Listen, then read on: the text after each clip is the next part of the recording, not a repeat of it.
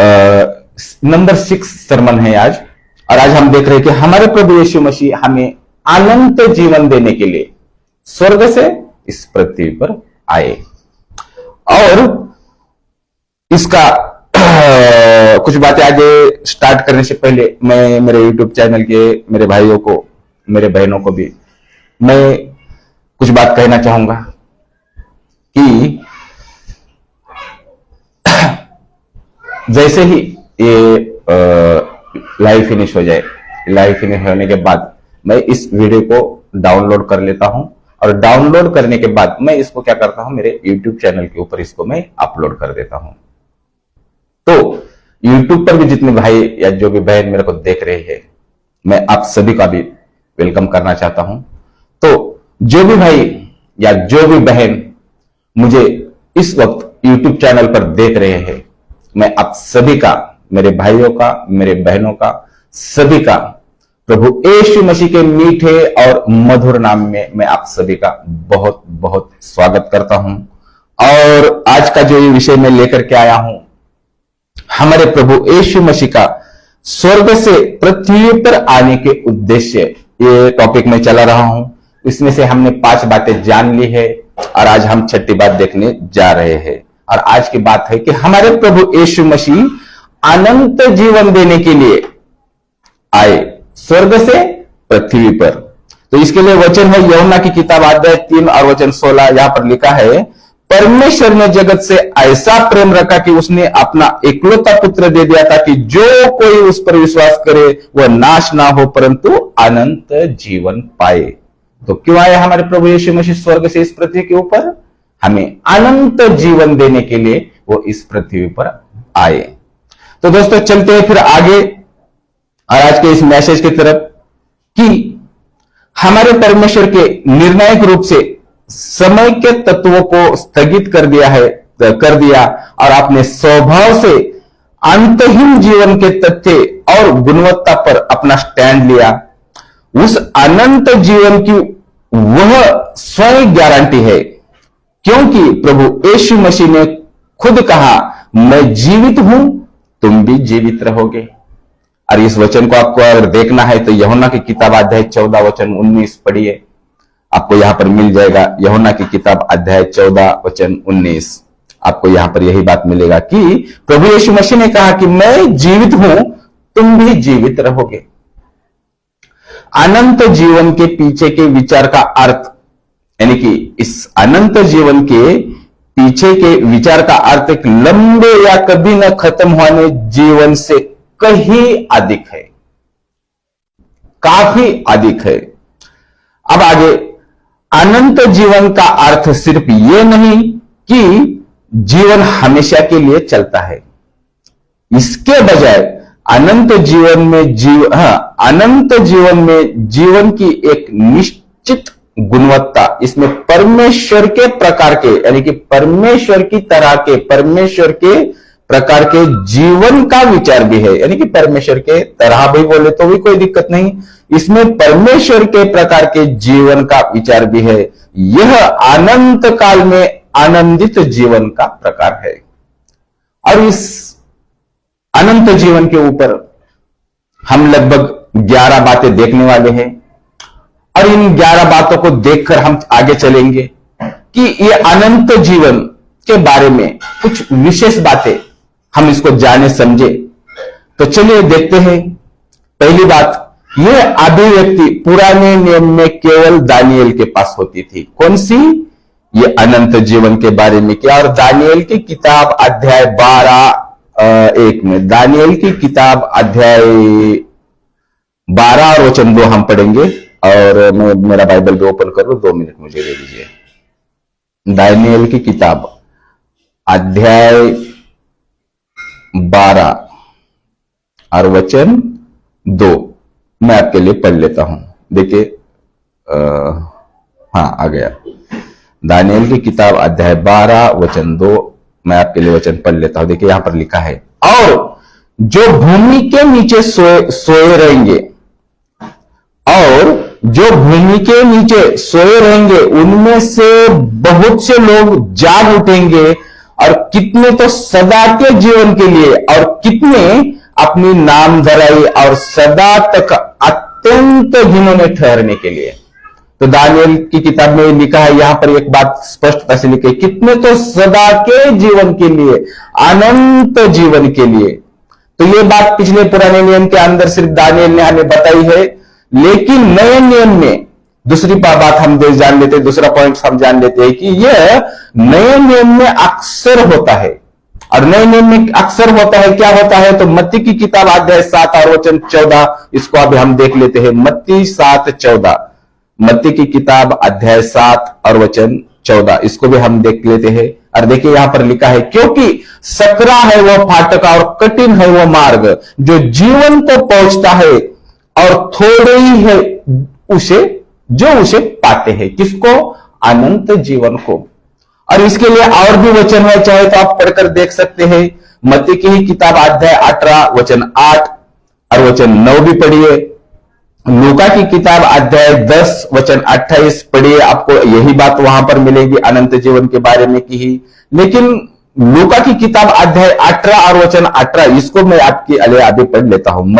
लूका की किताब अध्याय 18 और वचन 18, देखिए यहां पर लिखा है, क्या लिखा है देखते हैं, मैं पढ़ रहा था आपके लिए। देखिए, किसी सरदार ने उससे पूछा, हे उत्तम गुरु, अनंत जीवन का अधिकारी होने के लिए मैं क्या करूं? अब ये पूछ रहा है एक सरदार प्रभु यीशु मसीह से। तो यहां पर वचन में हम क्या पढ़ रहे हैं कि अनंत जीवन का अधिकारी होने के लिए। तो हम बातें क्या पढ़ रहे हैं कि अनंत जीवन के बारे में की कुछ बातें जान रहे हैं। और हम आज टॉपिक भी लेकर के आए कि हमारे प्रभु यीशु मसीह अनंत जीवन देने के लिए इस पृथ्वी पर आए। अब यह दो बातें हमने जान लिया। तीसरी बात हम इसमें जान लेते हैं कि इसमें छुटकारा पाने वालों का पूरा भविष्य शामिल है। अनंत जीवन के अंदर जो भी अनंत जीवन पाता है, इसमें छुटकारा पाने वालों का पूरा भविष्य शामिल है। इसके लिए लूका की किताब अध्याय 16 और वचन 9 में आपके लिए पढ़ लेता हूं, 1 मिनट। लूका की किताब अध्याय 16 और वचन 9, 1 मिनट, 16 और वचन 9। देखिए यहां पर लिखा है कि और मैं तुमसे कहता हूं कि अधर्म के धन से अपने लिए मित्र बना लो, ताकि जब वह जाता रहे तो वे तुम्हें अनंत निवासों में ले चले। तो यहां पर भी हम क्या पढ़ रहे हैं? तो वे तुम्हें अनंत निवासों में ले चले। तो दोस्तों, ये बातें हम जान रहे हैं अनंत जीवन के बारे में की, और अभी 3 बातें हमने जान ली। अब चौथी बात ये भी अभी हम जान लेते हैं। चौथी बात यह है कि यह अनंत दंड का विरोध करता है। कौन? अनंत जीवन अनंत दंड का विरोध करता है। तो मैं 1 मिनट, मेरा नेट तो बंद नहीं किया हो क्या? हाँ है, चलिए कोई बात नहीं। यह चौथी बात, यह अनंत दंड का विरोध करता है। इसके लिए वचन मैं आपके लिए पढ़ता हूं, मत्ती की किताब, मत्ती की किताब अध्याय 19 और वचन 29, मत्ती 19:29, वचन 29। देखिए यहां पर लिखा है अब कि और जिस किसी ने घरों या भाइयों या बहनों या माता या बाल बच्चे या खेतों को, देखिए बहुत सारी बात है यहां पर कि और जिस किसी ने घरों या भाई बहनों या यानी कि घर या पिता या माता या बाल बच्चों या खेत को मेरे नाम के लिए छोड़ दिया है। किसके नाम के लिए? परमेश्वर के नाम के लिए। उसको 100 गुना मिलेगा और वह अनंत जीवन का अधिकारी होगा। तो हम यहां पर भी क्या पढ़ रहे हैं? अनंत जीवन। और इसी मत्ती की किताब अध्याय 25 और वचन 46 में हम पढ़ेंगे। मत्ती की किताब अध्याय 25 और वचन 1 मिनट, मत्ती की किताब अध्याय 25 और वचन 46 ही है। हाँ, यहां पर भी हम पढ़ लेते हैं। देखिए यहां पर क्या लिखा है, मत्ती की किताब अध्याय 25 और वचन 46। और ये अनंत दंड भोगने, परंतु मैं वचन फिर से पढ़ता हूं, और ये अनंत दंड भोगेंगे परंतु धर्मी अनंत जीवन में प्रवेश करेंगे। तो हम क्या समझ रहे बात चौथी कि यह दंड का विरोध करता है। वचन से हमने जान लिया और समझ लिया। अब हम देखते हैं पांचवी बात, यह अंतिम प्रतिफल और महिमा है जिसमें परमेश्वर की प्रसन्न एक मिनट मैं मिस्टेक ना करूं, यह अंतिम प्रतिफल और महिमा है जिसमें परमेश्वर की संतान प्रवेश करती है। ये अंतिम प्रतिफल है जिसमें क्या होता है, परमेश्वर की संतानें प्रवेश करती है। किसमें? अनंत जीवन में। इसके लिए वचन में आपको लिए पढ़ लेता हूं, पहला तीमुथियुस अध्याय 6 और वचन 12। देखिए मैं आपके लिए वचन पढ़ लेता हूं, पहला तीमुथियुस अध्याय पहला तीमुथियुस अध्याय 6 और वचन 12 मैं आपके लिए पढ़ लेता हूं। देखिए यहां पर लिखा है, विश्वास की अच्छी कुश्ती लड़, विश्वास की अच्छी कुश्ती लड़ और उस अनंत जीवन को धर ले जिसके लिए तू बुलाया गया है और बहुत गवाह के सामने अच्छा अंगीकार किया था। तो यहां पर भी हम क्या पढ़ रहे हैं कि अच्छी कुश्ती लड़ और उस अनंत जीवन को क्या धर ले। और इसके आगे भी और सारे वचन है, बहुत सारे, मैं चाहे तो उसके रेफरेंस में आपको दे देता हूं। पहला तीमुथियुस अध्याय 6 वचन 12 अभी हमने पढ़ लिया, चाहे तो आप वचन 19 भी पढ़ लीजिए। रोमियो की किताब अध्याय 6 वचन 22, रोमियो की किताब अध्याय 6 वचन 22, गलातियों की किताब अध्याय 6 वचन 8, पहला तीमुथियुस पहला अध्याय वचन 16 और रोमियो की किताब अध्याय 5 और वचन 25। तो रोमियो 5:25 मैं अभी आपके लिए पढ़ लेता हूं। देखिए रोमियो 5 और वचन 25, देखिए यहां पर लिखा है, मैं मिस्टेक ना करो, रोमियो की किताब अध्याय 5 और वचन 21 पढ़ना है हमको। चलिए 21 यहां पर लिखा है, देखिए कि जैसा पाप ने मृत्यु फैलाते हुए राज्य किया, कि जैसे पाप ने मृत्यु फैलाते हुए राज्य किया, वैसे ही हमारे प्रभु यीशु मसीह के द्वारा अनुग्रह भी अनंत जीवन के लिए धर्मी ठहराता हुए राज्य करे। तो यहां पर भी हम क्या बात पढ़ रहे हैं, अनंत जीवन के लिए धर्मी ठहराते हुए। तो हम क्या जान रहे, पांचवी बात कि अंतिम प्रतिफल है परमेश्वर की ओर से, परमेश्वर की संतानों के लिए, बेटा हो चाहे बेटी हो उनके लिए। और छठी बात हम आप जान लेते हैं कि यह हमारे विश्वास का विश्राम दिन है, विश्राम का विश्राम दिन। तो इसके लिए भी वचन है इब्रानियों की किताब अध्याय 4 और वचन 9, इब्रानियों अध्याय 4 और वचन 9 मैं निकाल लेता हूं आपके लिए। इब्रानियों अध्याय 4 और वचन 9, देखिए यहां पर क्या लिखा है, दुखी हो और शोक करो और रो और तुम्हारी हंसी शोक में और तुम्हारा आनंद उदासी में बदल जाए। मैं मिस्टेक तो नहीं कर रहा हूं, मैं मिस्टेक किया है ऐसा मुझे लग रहा है कि इब्रानियों की किताब अध्याय 4 और वचन 9, मैंने याकूब की किताब निकाली है, इसके लिए मिस्टेक हो गई है। चलिए कोई बात नहीं, इब्रानियों की किताब अध्याय 4 और वचन 9 हम इसको पढ़ेंगे। देखिए तो होता है कभी कभी मिस्टेक, क्षमा करिए मुझे। देखिए वचन में लिखा है, इसलिए जान लो कि परमेश्वर के लोगों के लिए सबत का विश्राम बाकी है। और हम क्या जान रहे हैं कि हमारे लिए विश्राम का विश्राम दिन है। कौन सा? अनंत जीवन। तो इब्रानी के अध्याय 4 वचन 19 हमने पढ़ लिया है। अब आगे और एक वचन है कि यही इब्रानी की किताब अध्याय 12 और वचन 22, इसमें भी हम पढ़ेंगे। देखिए 12 और वचन 22 में क्या लिखा है, यहां पर हमको पढ़ने के लिए मिलेगा, आप भी पढ़ सकते हैं। पर तुम सिय्योन के पहाड़ के पास और जीवित परमेश्वर के नगर स्वर्गीय यरूशलेम के पास और लाखों स्वर्गदूतों, यानी कि यहां वचन में हम क्या पढ़ रहे हैं, और जीवित परमेश्वर के नगर स्वर्गीय यरूशलेम में, यानी कि जिक्र किसका हो रहा है? स्वर्ग का। तो हमें बात क्या जान पा रहे हैं, और क्या समझ पा रहे हैं कि हमें विश्राम दिन है, यह हमारे लिए विश्राम दिन है। क्या? अनंत जीवन। और ये कहां हमें विश्राम मिलने वाला है? उस स्वर्ग के अंदर, स्वर्ग के यरूशलेम के अंदर। यानी कि हम उसको स्वर्ग ही कहते हैं। और हाँ, जो भाई मेरे मसीह भाई है वो जानते हैं कि नया यरूशलेम आखिर है क्या, वो अच्छे से जानते हैं। आज वो टॉपिक नहीं, इसके लिए मैं उस बात की तरफ ना जाऊं। अब आगे हम देखते हैं कि पांचवी बात, यह अंतिम प्रतिफल और महिमा है जिसमें परमेश्वर की प्रसन्नता प्रवेश करती है। हम देख रहे हैं अनंत जीवन के ऊपर के 11 पॉइंट्स, उसमें से अब ये हम देख रहे हैं। मैं मिस्टेक कर दिया, देखिए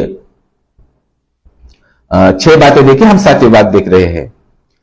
यह जीवन का नयापन है, यह जीवन का नयापन है जो एक विश्वासी प्रभु यीशु मसीह से प्राप्त करता है।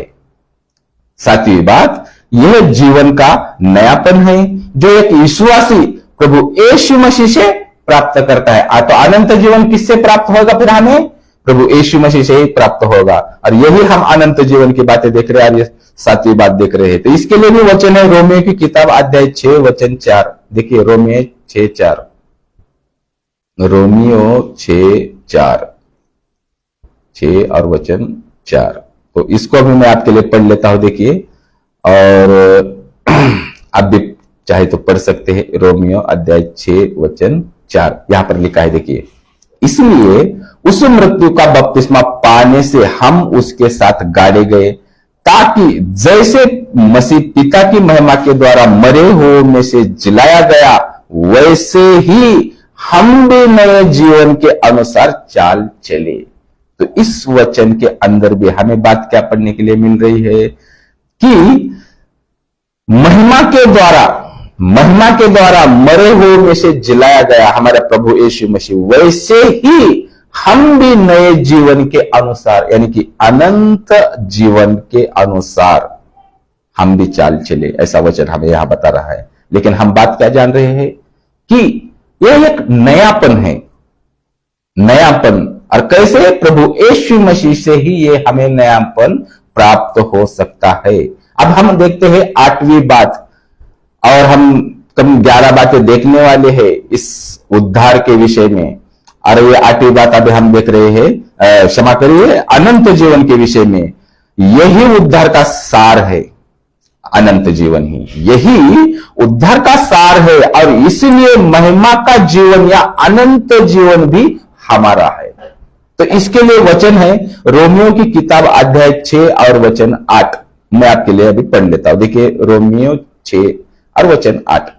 इसलिए यह, मैं क्षमा करिए, मैं फिर से पढ़ लेता। इसलिए यदि हम मसीह के साथ मर गए तो हमारा विश्वास यह है कि उसके साथ जिएंगे भी।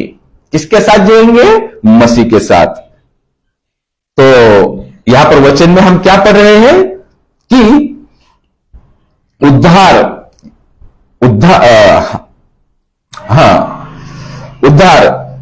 यानी कि ये जो उद्धार, यानी कि ये जो हमें अनंत जीवन मिलता है। और वचन में हमने क्या पढ़ा? मैं वचन में वापस फिर से आपके लिए पढ़ लेता हूं, देखिए, इसलिए यदि हम मसीह के साथ मर गए तो हमारा विश्वास यह है कि हम उसके साथ जिएंगे भी। और हम क्या पढ़ रहे हैं? यही उद्धार का सार है। और ये हमें कौन दे सकता है? सिर्फ हमारे प्रभु यीशु मसीह ही दे सकते हैं। इसके लिए रेफरेंस के लिए चाहे तो आपके लिए मैं वचन आगे रख देता हूं कि 2 तीमुथियुस अध्याय 2 वचन 11 आप पढ़िए। अध्याय 12 नहीं, 2 तीमुथियुस अध्याय 2 वचन 11 और 12 पढ़िए। रोमियो की किताब अध्याय 5 वचन 17 आप पढ़ लीजिए, आपको यही बात यहां पर आपको पढ़ने के लिए मिलेगी। और वचन 21 भी, रोमियो 5:21 भी पढ़ लीजिए। और रोमियो की किताब अध्याय 8 और वचन 30 भी पढ़ लीजिए, आपको यही बातें आपको पढ़ने के लिए मिलेगी। अब लेकिन आपके लिए मैं और एक वचन पढ़ लेता हूं, इफिसियों की पत्री अध्याय 2 वचन 5 और 6। इफिसियों 2, 5 और 6। ये दो वचन मैं आपके लिए अभी पढ़ लेता हूं। देखिए यहां पर लिखा है, जब हम अपराधों के कारण मरे हुए थे, जब हम अपराधों के कारण मरे हुए थे, तो हमें मसीह के साथ जिलाया। किसके साथ जिलाया? मसीह के साथ जिलाया। अनुग्रह ही से तुम्हारा उद्धार हुआ है। किससे उद्धार हुआ है? अनुग्रह से ही तुम्हारा उद्धार हुआ है। तो हम 8वीं बात क्या देख रहे हैं कि यही उद्धार का सार है, अनंत जीवन। और ये मिलता कैसे है? जब हम मसीह के ऊपर, प्रभु यीशु मसीह के ऊपर विश्वास करते हैं और नया जीवन पाते हैं, तो ये हमें अनंत जीवन भी प्राप्त होता है। तो हम क्या करेंगे? अभी 9वीं बात देखेंगे। यह 9वीं बात यह है कि यह हमारे प्रभु यीशु मसीह में परमेश्वर का वरदान है। अनंत जीवन क्या है? यह हमारे प्रभु यीशु मसीह में परमेश्वर का वरदान है। और इसके लिए रोमियो की किताब अध्याय 6 और वचन 23 पढ़िए, आपको यहां पढ़ने के लिए मिल जाएगा। रोमियो अध्याय 6 वचन 1 मिनट। रोमियो अध्याय 6 और वचन, रोमियो की किताब वचन 23। देखिए मैं आपके लिए पढ़ लेता हूं वचन 23। क्योंकि पाप की मजदूरी तो मृत्यु है, क्योंकि पाप की मजदूरी तो मृत्यु है, परंतु परमेश्वर का वरदान हमारे प्रभु मसीह यीशु में अनंत जीवन है। क्या है? वरदान है। परमेश्वर का वरदान हमारे प्रभु यीशु मसीह में अनंत जीवन है। तो हमने एक बात क्या पढ़ी अभी कि यह हमारे प्रभु यीशु मसीह में परमेश्वर का क्या है? वरदान है। क्या? अनंत जीवन। अब 10वीं बात देख लेते हैं कि पृथ्वी पर विश्वासियों का जीवन, पृथ्वी पर विश्वासियों का जीवन यहां है। कहां पर? हम वचनों से जान लेते हैं। देखिए यूहन्ना की किताब अध्याय 3 वचन 36 यहां पर आपको मिलेगा। यूहन्ना 3:36 मैं आपके लिए वचन पढ़ लेता हूं। यूहन्ना 3 और वचन 36। देखिए यहां पर लिखा है, जो पुत्र पर विश्वास करता है, जो पुत्र पर विश्वास करता है, अनंत जीवन उसका है, परंतु जो पुत्र की नहीं मानता वह जीवन को नहीं देखेगा, परंतु परमेश्वर का क्रोध उस पर रहता है। तो हम बात क्या पढ़ रहे हैं? पृथ्वी पर विश्वासियों का जीवन यहां है। तो इसके लिए आगे और आप वचन पढ़ सकते हैं। यूहन्ना की किताब अध्याय 5 वचन 24, यूहन्ना की किताब अध्याय 6 वचन 47, और मैं आपके लिए पढ़ लेता हूं यूहन्ना की किताब अध्याय 6 वचन 47। मैं आपके लिए पढ़ लेता हूं अध्याय 6 और वचन 47, 47 मैं आपके लिए पढ़ लेता हूं। देखिए यहां पर लिखा है, मैं तुमसे सच सच कहता हूं कि जो कोई विश्वास करता है अनंत जीवन उसका है। और आगे और एक वचन पढ़ेंगे हम, वचन 53 से लेकर 58 तक हम पढ़ लेंगे। देखिए यहां की बात हम पूरा ही पढ़ लेते हैं। 53 से लेकर 58, 53 से 58 तक हम पढ़ लेते हैं। देखिए यहां पर लिखा है, यीशु ने उससे कहा, मैं तुमसे सच सच कहता हूं मैं तुमसे सच सच कहता हूं, जब तक मनुष्य के पुत्र का मांस न खाओ और उसका लहू न पियो। किसको दर्शा रहा है? प्रभु भोज को। और मेरा मांस खाता है, क्वेश्चन 50 पर, जो मेरा मांस खाता और मेरा लहू पीता है, अनंत जीवन उसका है। किसका? जो प्रभु भोज लेता है, और मैं अंतिम दिन फिर उसे जिला उठाऊंगा। और वचन 55, क्योंकि मेरा मांस वास्तव में खाने की वस्तु है और मेरा लहू वास्तव में पीने की वस्तु है। जो मेरा मांस खाता और मेरा लहू पीता है वह मुझ में स्थिर बना रहता है और मैं उसमें। जैसा जीवित पिता ने मुझे भेजा है, जैसा जीवित पिता ने मुझे भेजा और मैं पिता के कारण जीवित हूं, वैसा ही वह भी जो मुझे खाएगा मेरे कारण जीवित रहेगा। और ये अब आगे पढ़ते चलेंगे तो बहुत सारे प्रभु यीशु मसीह को छोड़ करके चले गए, आपको दिखाई देगा।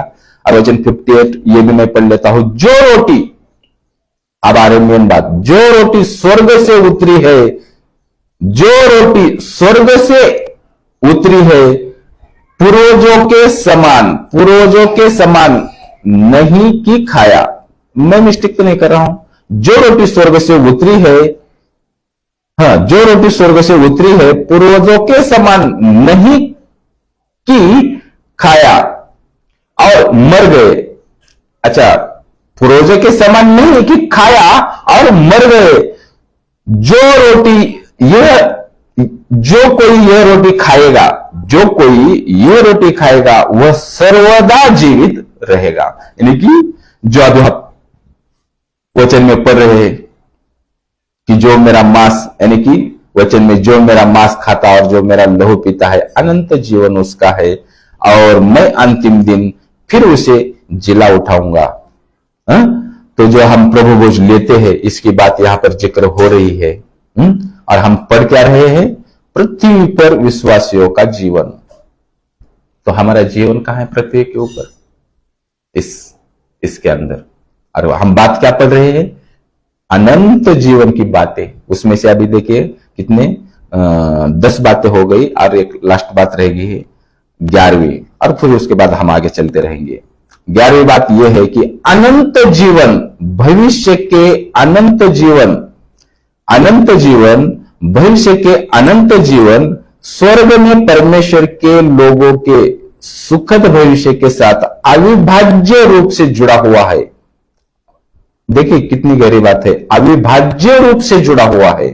कैसे? तो मत्ती की किताब अध्याय 19 और वचन 16 हम पढ़ लेते हैं। मत्ती 19:16, मत्ती की किताब अध्याय 19 और वचन 16, ये मैं आपके लिए पढ़ लेता हूं। देखिए यहां पर लिखा है कि और एक मनुष्य ने पास आकर उससे कहा, हे गुरु, मैं कौन सा भला काम करूं कि अनंत जीवन पाऊं?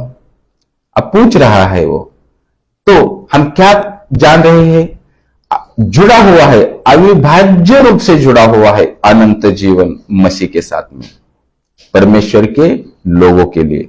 अब दूसरा और एक वचन हम पढ़ेंगे, मत्ती की ही किताब अध्याय 29, अच्छा वचन 29, इसी में का एक वचन 29 भी हम पढ़ेंगे। चलिए, मैं मिस्टेक तो नहीं कर रहा हूं।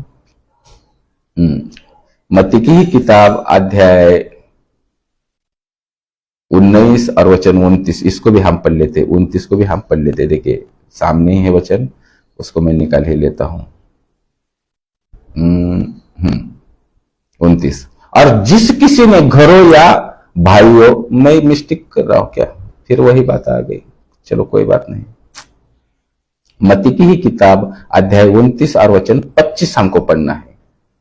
अध्याय 29 और वचन 25।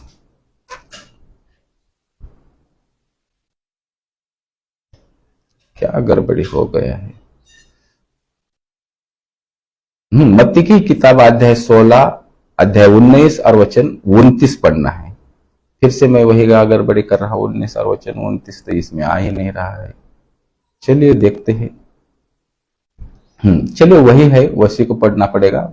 मत्ती की किताब अध्याय 19 और वचन 29, और जिस किसी ने घरों या, इस वचन को हमने पढ़ लिया है, तो लेकिन फिर भी मैं वापस फिर लेता हूं कि और जिस किसी ने घरों या भाइयों या बहनों, भाइयों या बहनों या माता या पिता या बाल बच्चों को मेरे नाम के निमित्त छोड़ दिया है, यानी खेतों को भी मेरे नाम के लिए निमित्त छोड़ दिया, उसको क्या होगा? 100 गुना मिलेगा और वह अनंत जीवन का अधिकारी होगा। यह वचन हमने पढ़ लिया है, लेकिन यहां के लिए भी यह वचन वही मैच हो रहा है। लेकिन हम आगे पढ़ेंगे वचन अध्याय 25 और वचन 46। मत्ती की किताब अध्याय 25 और वचन 46, इसको अभी हम पढ़ लेते हैं। देखिए यहां पर लिखा है, और ये अनंत दंड भोगेंगे परंतु धर्मी अनंत जीवन में क्या करेंगे? प्रवेश करेंगे। तो हमने ये 11 बातें हमने देखी अनंत जीवन के बारे में की, कुछ और विशेष बातें। लेकिन आप चलते हैं हमारे मेन टॉपिक की तरफ, आगे की बातें हम जान लेते हैं और समझ लेते हैं कि ये अनंत जीवन से जुड़े हुए और क्या क्या बातें हैं। कि परमेश्वर ने दुनिया से बहुत प्यार किया, अब एक बात बताता हूं कि एक बार जब प्रभु ने स्वर्गीय चीजों का उल्लेख किया तो वो यह अतिरिक्त शिक्षा देता है। स्वर्गीय चीजों को समझने के लिए वास्तव में नया जन्म ही पर्याप्त नहीं है, नया जन्म अवश्य है। देखिए, वास्तव में, मैं फिर से पढ़ लेता हूं, वास्तव में नया जन्म ही पर्याप्त नहीं है, नया जन्म अवश्य है, लेकिन यह सांसारिक चीजों से जुड़ा है। नया जन्म पृथ्वी पर चीजों को उस तरीके से जानने में सक्षम बनाता है जिस तरह से परमेश्वर उन्हें दिखाते हैं और उनका न्याय करते हैं।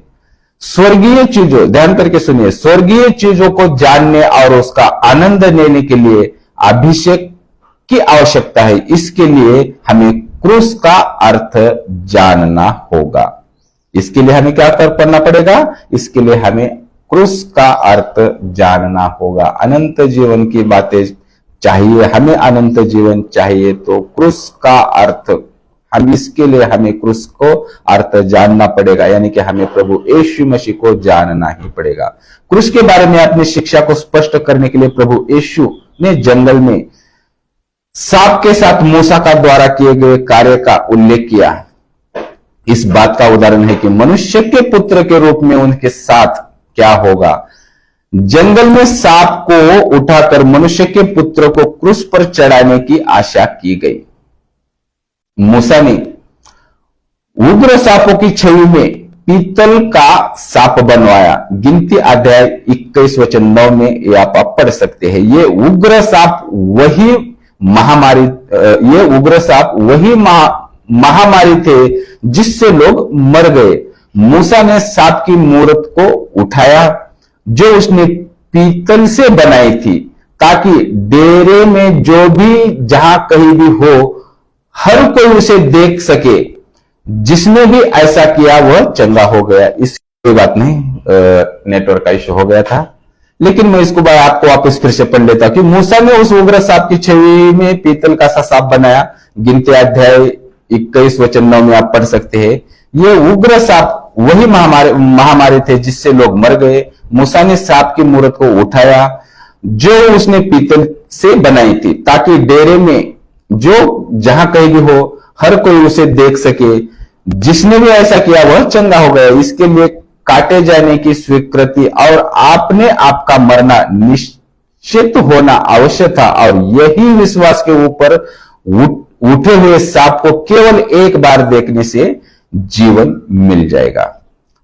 चाहे कितनी भी चतुराई से, ध्यान करके सुनिए, चाहे कितनी भी चतुराई से कल्पना की गई हो, कोई भी चीज उन्हें विपत्ति से, उस प्रभाव से मुक्त नहीं कर सकती थी। ये उस टाइम पे तो मूसा ने क्या किया? पीतल का सांप बनाया और उसको चढ़ाया ऊंचे पे।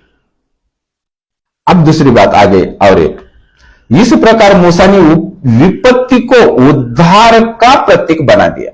इस प्रकार मूसा ने विपत्ति को उद्धार का प्रतीक बना दिया और उसके प्रतीक को देखने मात्र से ही मुक्ति प्राप्त हो जाती थी। इसे देखने का मतलब सांप द्वारा काटे जाने और मौत होने की स्वीकारोक्ति। यह इस बात का उदाहरण है कि परमेश्वर ने अपने पुत्र, मनुष्य के पुत्र के साथ क्या किया। परमेश्वर ने अपने पुत्र को पापी शरीर की समानता में, शरीर में पाप की निंदा करने के लिए पृथ्वी पर भेजा है। रोमियो अध्याय 8 वचन 3 आप पढ़ सकते हैं। इसके लिए मनुष्य के पुत्र को क्रूस पर चढ़ाया गया। परमेश्वर के पुत्र को उसके लोगों ने अस्वीकार कर दिया कि क्रूस पर चढ़ा दिया। देखिए, अगर यह बात आपको जाननी है तो यूहन्ना की किताब अध्याय 8 और वचन 28 आप पढ़िए, आप समझ जाएगी। मनुष्य के पुत्र को क्रूस पर चढ़ाया गया। परमेश्वर के पुत्र को उसके लोगों ने अस्वीकार कर दिया और क्रूस पर चढ़ा दिया। परमेश्वर ने अपनी अथाह बुद्धि से मनुष्य के सबसे बड़े अपराध, देखिए गौर से सुनिए, परमेश्वर ने अपने अथाह बुद्धि से मनुष्य के सबसे बड़े अपराध, उसके पापों की क्षमा अपनी योजना को पूरा करने के लिए किया। अब यहां पर एक बात समझ में हमें और आती है, पाप को किसी अन्य प्रकार से दूर नहीं किया जा सकता। पाप को किसी अन्य प्रकार से दूर नहीं किया जा सकता। पाप को केवल परमेश्वर के न्याय के माध्यम से ही हटाया जा सकता है, जो अकेले ही पाप के न्याय को सहन करने में सक्षम था, हमारे प्रभु यीशु मसीह। और इसे एक मनुष्य का पुत्र होना चाहिए। तो इसीलिए हमारे प्रभु यीशु मसीह मनुष्य रूप धारण करके इस जगत में आए, ताकि वह मनुष्यों के लिए संतोषजनक हो सके, संतोषजनक हो सके। यह कार्य हमारे लिए या हमारी ओर से अनंत जीवन के उपहार के उद्देश्य से किया जाना था। जबकि नया जन्म जिसके बारे में प्रभु ने निकोदेमस से बात की, वह कार्य है जो हमारे भीतर हो रहा है, हमारे भीतर के काम के लिए और हमारे लिए काम के लिए उन्हें अवश्य इस शब्दों का उपयोग किया है। किसने? प्रभु यीशु मसीह ने। अवश्य। अगर ये बात आपको पढ़नी है तो यूहन्ना की किताब अध्याय 3 और वचन 7 मैं आपके लिए पढ़ लेता हूं। यूहन्ना 3:7 मैं आपके लिए वचन पढ़ ही लेता हूं। देखिए यूहन्ना की किताब अध्याय 3 और वचन 7 यहां पर लिखा है कि अचंबा न कर कि मैंने तुझसे कहा, तुझे नए सिरे से जन्म लेना अवश्य है।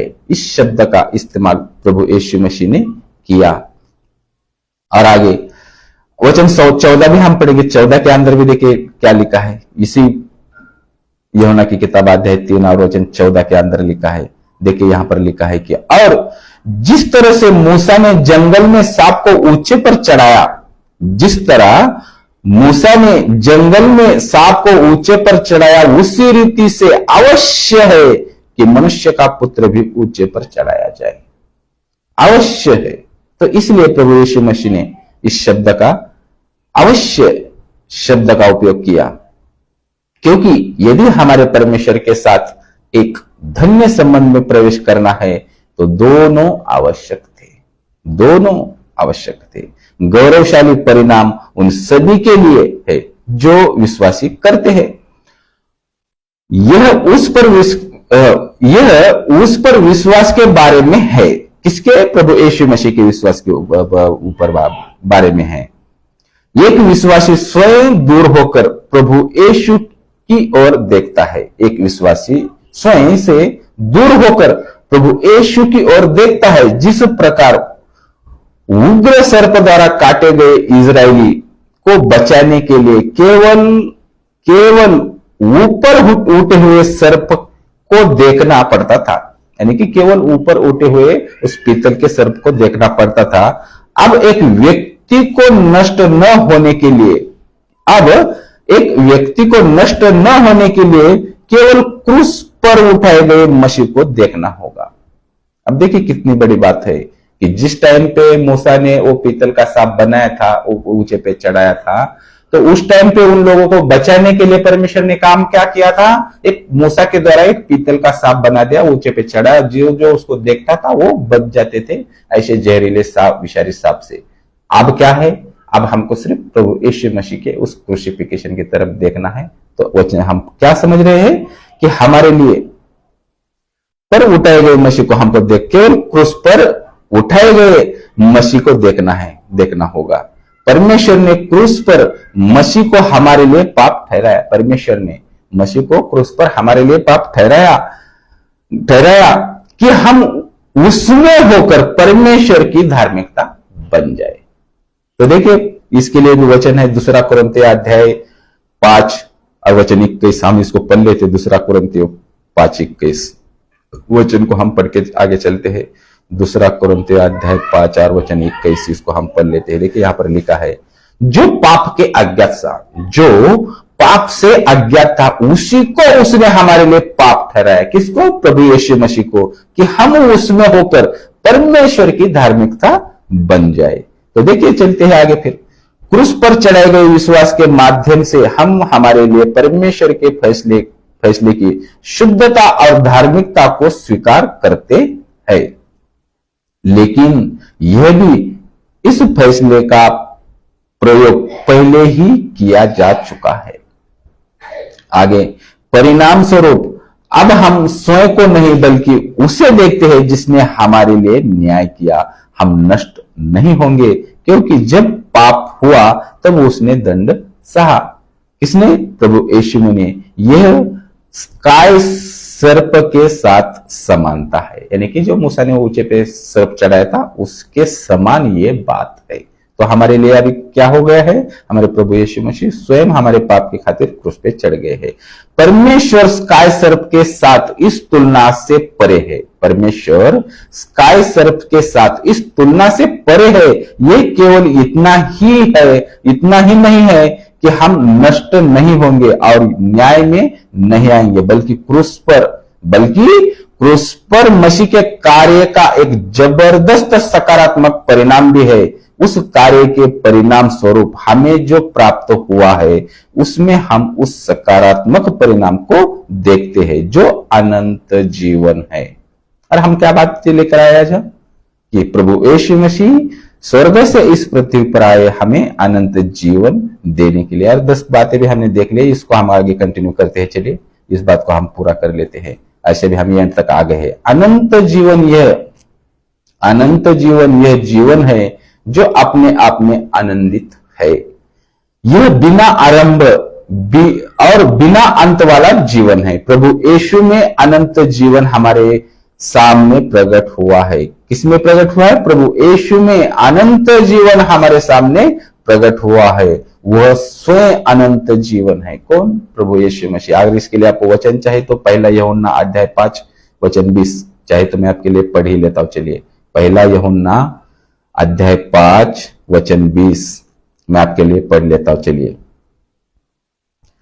1 यूहन्ना अध्याय 5 वचन 20, इसको हम पढ़ के आगे चलेंगे। देखिए, और यह भी जानते हैं कि परमेश्वर का पुत्र आ गया है और हमें समझ दी है कि हम उस सच्चे को पहचाने और हम उसमें जो सत्य है अर्थात उसके पुत्र प्रभु यीशु मसीह में रहते हैं। सच्चा परमेश्वर अनंत जीवन यही है। क्या है अनंत जीवन? प्रभु यीशु मसीह ही है। चलिए आगे देखते हैं कि जैसे यूहन्ना 3:16 अभी मैंने पढ़ लिया और आपने 1 यूहन्ना अध्याय 5 वचन 20 हमने पढ़ लिया। हालांकि यह न केवल उसमें प्रकट हुआ बल्कि यह हमें दिया गया है। प्रभु यीशु मसीह हमें दिया गया है। यह हमारी समझ से परे एक उपहार है। यह हमारे समझ से परे एक उपहार है जो परमेश्वर के प्रेम से आता है। यूहन्ना 3:16 इसके अनुसार मैं अनंत जीवन देना सीधे तौर पर परमेश्वर के प्रेम से जुड़ा हुआ है। क्रूस पर मसीह का कार्य परमेश्वर के प्रेम से उत्पन्न होता है और जब परमेश्वर अपना प्रेम प्रकट करता है तो वह कुछ भी नहीं रोकता। उसे खोए हुए लोगों को बचाने के लिए अपना पुत्र दे दिया। उसने, किसने? हमारे परमेश्वर ने खोए हुए लोगों के लिए अपना पुत्र दे दिया जो पाप की शक्ति में थे। रोमियो 8:3 के हिसाब से उन्हें सांप ने जो कि शैतान है डस लिया था। तो चलिए रोमियो 8:3 हम पढ़ ही लेते हैं। रोमियो 8:3 और इसको पढ़ के हम जान के चलते हैं आगे। रोमियो की किताब अध्याय 8 वचन 3 इसको हम देख लेते हैं। देखिए क्या लिखा है यहां पर कि क्योंकि जो काम व्यवस्था शरीर के कारण दुर्बल होकर न कर सकी उसको परमेश्वर ने किया, अर्थात अपने ही पुत्र को पापमय शरीर की समानता में और पाप के बलिदान होने के लिए भेजकर शरीर में पाप पर दंड की आज्ञा दी। और दूसरा और वो भी वचन पढ़ लेते कि प्रकाशित वाक्य अध्याय 12 और वचन 9 जो कि शैतान है कि उसे सांप ने, यानी कि मैं प्रकाशित वाक्य अध्याय 12 और वचन 9 पढ़ते हैं और उसके बाद आगे की बात करते हैं। 12:9 प्रकाशित वाक्य अध्याय 12 और वचन 9, अध्याय 12 और वचन 9 इसको अभी हम पढ़ लेते हैं। देखिए यहां पर लिखा है कि और वह बड़ा अजगर अर्थात वही पुराना सांप जो शैतान कहलाता है और सारे संसार का भरमाने वाला है, पृथ्वी पर गिरा दिया गया और उसके दूत उसके साथ गिरा दिए गए। तो चलिए आगे पढ़ते हैं हम फिर कि प्रभु यीशु एकमात्र पुत्र को परमेश्वर के धर्मी न्याय से दंडित किया गया।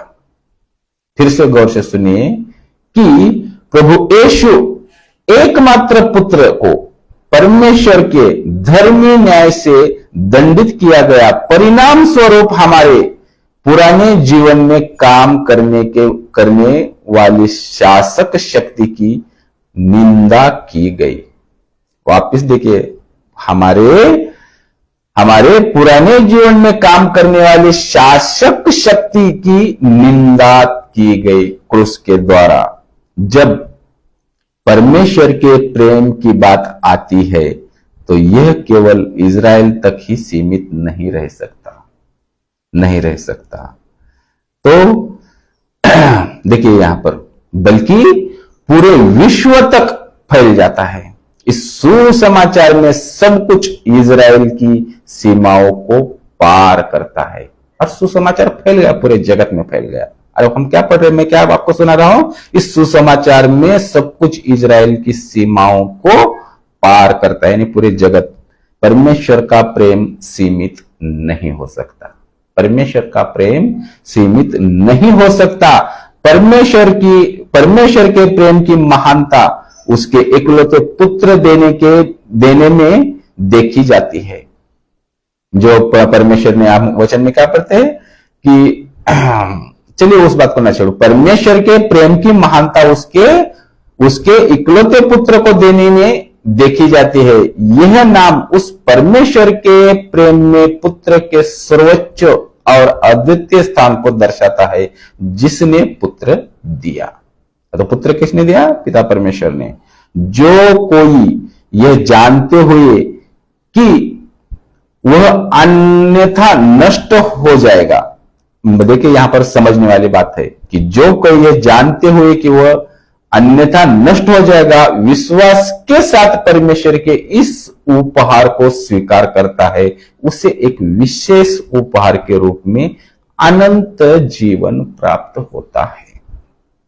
इस अनंत जीवन में दो महान चीजें शामिल है। अरे एंड पे आ गया हूं मैं, और वो दो चीजें क्या बातें हैं इसको अभी हम जान लेते हैं कि इस अनंत जीवन में दो महान चीजें शामिल है, और वो क्या है? स्वयं प्रभु यीशु मसीह ही है, पहली बात। और किसको जानना है वचन से, तो पहला यूहन्ना अध्याय 5 वचन 20 देखिए। पहला यूहन्ना अध्याय 5 वचन 20, पहला यूहन्ना अध्याय 5 वचन 20, इसको मैं पढ़ लेता हूं आपके लिए। देखिए यहां पर लिखा है, और यह भी जानते हैं कि परमेश्वर का पुत्र आ गया और उसने हमें समझ दी है कि हम उस सच्चे को पहने और हम उसमें जो सत्य है अर्थात उसके पुत्र यीशु मसीह में रहता है।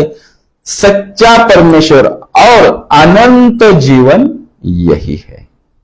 तो हम क्या पहली बात जान रहे हैं कि स्वयं प्रभु यीशु मसीह है अनंत जीवन में की सच्ची और महान, दो बातों में से महान चीजें बोले तो भी कोई दिक्कत नहीं है।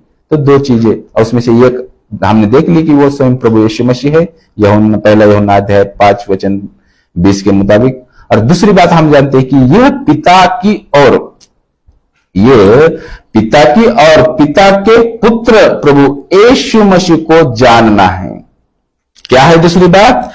यह पिता और पिता के पुत्र प्रभु यीशु मसीह को जानना है। तो ये जानने के लिए भी क्या है? यूहन्ना की किताब अध्याय 17 वचन 3 में लिखा है। देखिए यूहन्ना 17:3, यूहन्ना 17:3, एक मिनट, यूहन्ना 17 और 3, अध्याय 17 वचन 3। देखिए यहां पर लिखा है, और अनंत जीवन यह है कि वे मुझ एकमात्र सच्चे परमेश्वर को और यीशु मसीह को जाने। देखिए मैं वचन गड़बड़ी ना करो। और अनंत जीवन यह है कि वे मुझ एकमात्र सच्चे परमेश्वर को और यीशु मसीह को जिसने तूने भेजा है जाने। जिसने तुझ भेजा है वो जाने।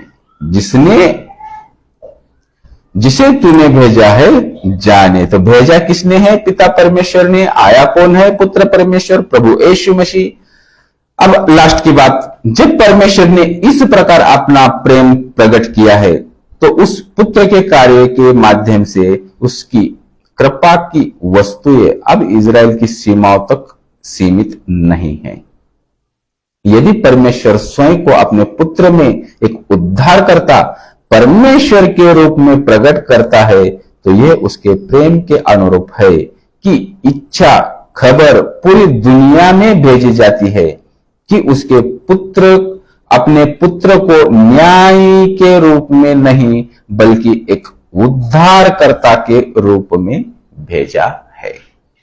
तो हमने ये बातें आज जान ली और आपने समझ ली कि इस प्रकार हमारे प्रभु यीशु मसीह अनंत जीवन देने के लिए स्वर्ग से इस पृथ्वी पर आए।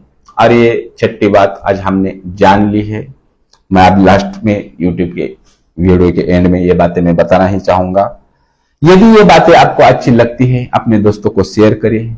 हमारा पिता परमेश्वर आपको ये बातें समझने के लिए अपने ज्ञान बुद्धि से भर दे और ये बातें आप जानने और समझने पाए। यही हमारे उस जीवन में परमेश्वर की इच्छा है और इसी को अनंत जीवन भी कहते हैं। और आज का हमारा टॉपिक भी है कि हमारे प्रभु यीशु मसीह स्वर्ग से इस पृथ्वी पर अनंत जीवन देने के लिए आए। तो ये बातें आज हमने जान ली। यदि ये बातें आपको अच्छी लगती है अपने दोस्तों को शेयर करिए। अपना ख्याल रखिए, सुरक्षित रहिए। जय मसीह की।